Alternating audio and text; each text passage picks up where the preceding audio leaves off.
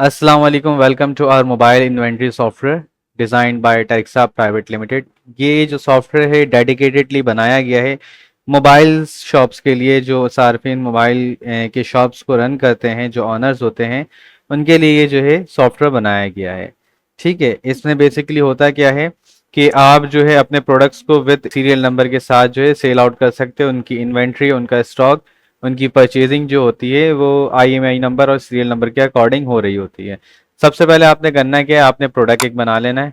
Side menu को हमने increase कराया है। प्रोडक्ट के मेन्यू में जाके प्रोडक्ट का जो मॉड्यूल है उसे हम ओपन कर लेते हैं। ठीक है, ये प्रोडक्ट मॉड्यूल हमारे पास ओपन हो गया। स्टैंडर्ड प्रोडक्ट रखना है। मैं यहाँ पे नाम दे देता हूँ किसी भी अपने प्रोडक्ट का। ये मैं नाम दे चुका हूँ इसका।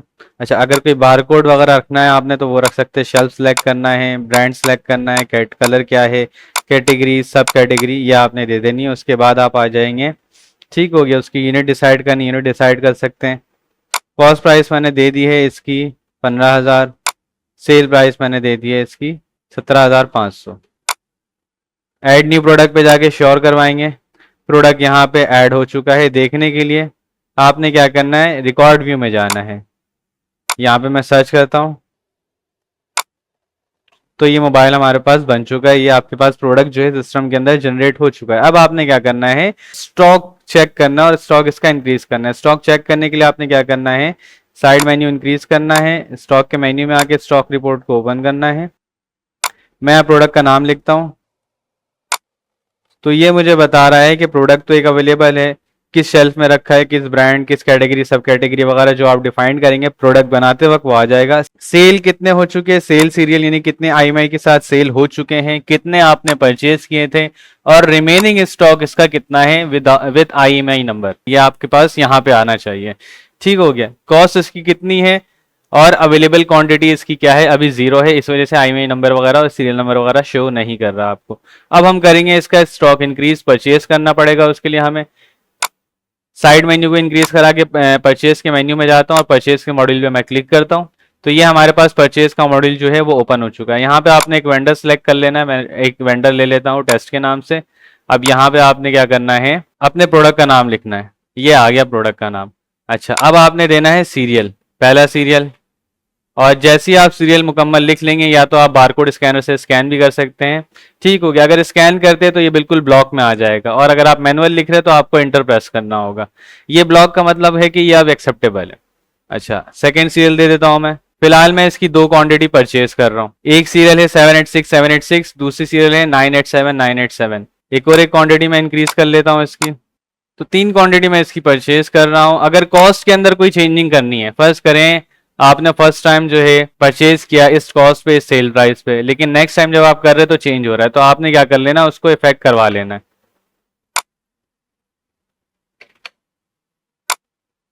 अब ये सेल प्राइस क्या हो जाएगी, परचेज के अंदर जो आप डाल रहे हैं सेल प्राइस और कॉस्ट प्राइस, वो आपके प्रोडक्ट के अंदर अपडेट हो जाएगी अकॉर्डिंग टू द बिल।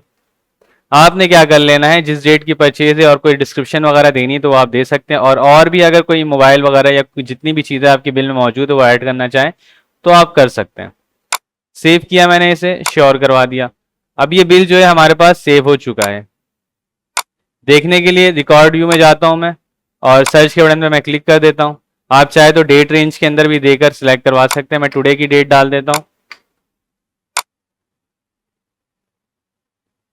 तो ये हमारे पास आ रहा है कि हमने एक बिल आईडी बनाई है 10 के नाम से। पेबल अमाउंट वेंडर का कितना है, 49,500। वेंडर कौन है, टेस्ट। कब बना है ये बिल और किस टाइम बना है और किसने बनाया है, ये आपके पास आ रहा है।